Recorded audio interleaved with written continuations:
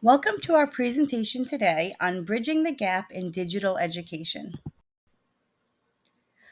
Everett Rogers has created a diffusion of innovation theory that has been an effective framework for educational systems as they adopt innovative technology. Today, we will learn about this theory and discuss our purpose of effectively leading our educational systems into 21st century digital learning. Additionally, we will discuss how Christ worked with different types of people while he was here on earth, and why it is important to follow his model while leading an educational system. So, what is the diffusion of innovation theory? The diffusion of innovation theory was developed by Everett Rogers in 1962. It explains how, why, and at what rate new ideas and technologies spread through cultures. Introducing, understanding, and adopting new innovative teaching methods or technologies is crucial. Rogers identified 5 categories of adopters based on their willingness to adopt innovations. Let's start by diving into the different types of adopters he identified. The first type of adopter are the innovators. They are venturesome and willing to take risks. Next, we have the early adopters. This group of leaders embrace change and learning opportunities. Then we have the early majority. They deliberate and adopt new ideas before the average person. The late majority, however, are skeptical and adopt new learning techniques only after the majority has tried it. The last group are the laggards. They are bound by tradition and very conservative. They are the last group to adopt any new learning methods and techniques. Understanding these adopter categories can help us tailor our approach when introducing new curriculum methods or technologies. Let's take a look now at each type of adopter in more detail. Let's first talk about the innovators. The innovators are adventurous and willing to take risks. They are often the first group to try new ideas and technologies. They're comfortable with uncertainty and not afraid of failure. Innovators are crucial for the introduction of new ideas. They are often seen as the gatekeepers of innovation, bringing new concepts into the social system. In the context of Christ's ministry, the innovators were likely his closest disciples, such as Peter, James, and John. They were willing to leave their livelihoods and follow Jesus, embracing his teachings and mission from the very beginning. Early adopters are considered opinion leaders within their communities. They are way more integrated into the social system than innovators are, and they're more respected by their peers. They are open to change and are quick to recognize the benefits of innovations. Early adopters play a key role in spreading new ideas. Their endorsement is critical for the innovation to gain traction among others, as their opinions are highly regarded. Early adopters in Jesus' time included people like Nicodemus and Joseph of Arimathea, who were influential figures within the Jewish community and recognized the significance of Jesus' message on earth. The early majority are deliberate and thoughtful in their adoption of new ideas. They are not leaders, but adopt new ideas before the average person. They need to see evidence of the innovation's effectiveness before committing. The early adopters have a huge influence on this group. The early majority act as a bridge between the early adopters and the late majority. Their adoption helps to ensure that the innovation reaches even more educators. The early majority in Jesus' ministry could be seen in the crowds that followed him, especially after witnessing his miracles and hearing his teachings.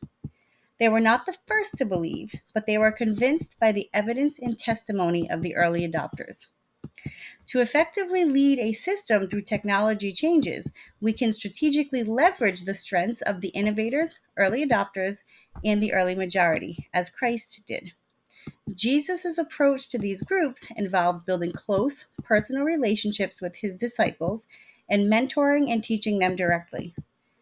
He performed miracles and taught publicly, which attracted the early majority and demonstrated the power and truth of his message. We can start by engaging innovators in small scale pilot programs to test and refine new technology techniques, using their feedback to make necessary adjustments.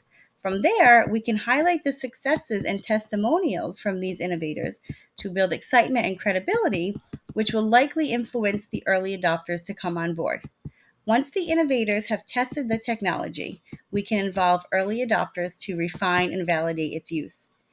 And we can also encourage them to lead workshops, create tutorials, and mentor others. Remember, this is a group of highly respected influences within a school, so their endorsement can significantly influence the early majority.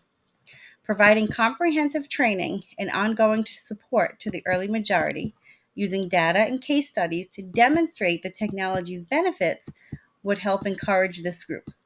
We should also establish continuous feedback loops to encourage all groups to share their experiences and suggestions and recognize the contributions of innovators and early adopters to motivate others. This approach not only ensures a smoother transition, but also fosters a culture of innovation and continuous improvement within our educational setting. Next, we have the late majority and the laggards.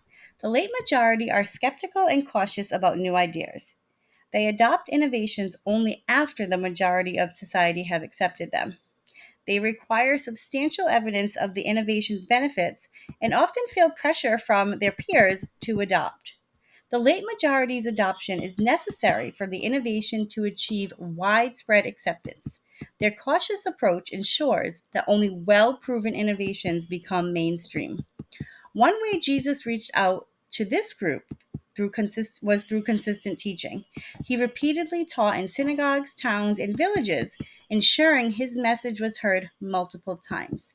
Jesus used parables to make his teachings relatable and understandable, helping to break down resistance. He also engaged with various community members, including those who were initially skeptical, showing patience and understanding. Laggards are the last to adopt an innovation. They are bound by tradition and very conservative. They are skeptical of change. Laggards provide a counterbalance to the rapid adoption of innovations. Their resistance ensures that only the most beneficial innovations are fully integrated into the educational system. Jesus approached this group by directly engaging with religious leaders and those who opposed him, challenging their views while also inviting them to understand his message.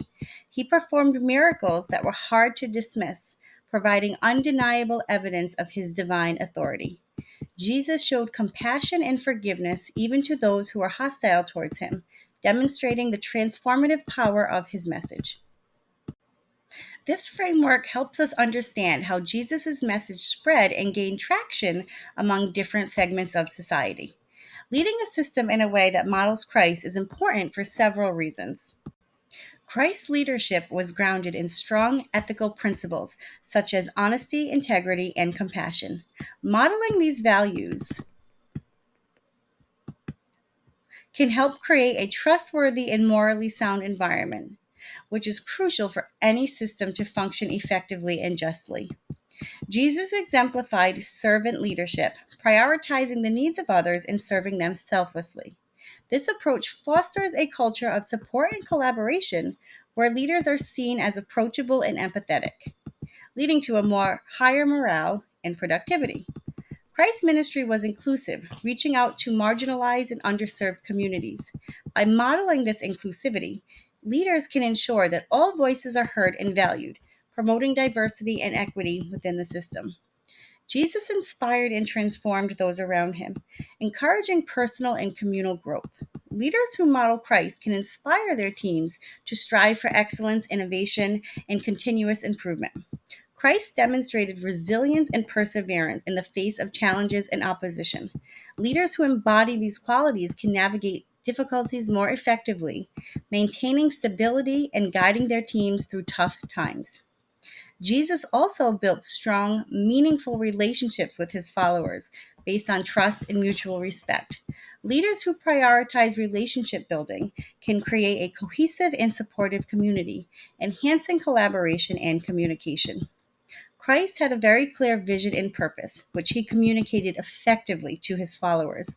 Leaders who model this clarity can provide direction and motivation, helping their teams understand and commit to the organization's goals. Overall, Jesus' approach was characterized by patience, perseverance, and compassion, ensuring that even the most resistant individuals had the opportunity to hear and consider his teachings. By leading in a way that models Christ, leaders can create a positive, ethical, and inclusive environment that promotes growth, innovation, and well being for all members of the system.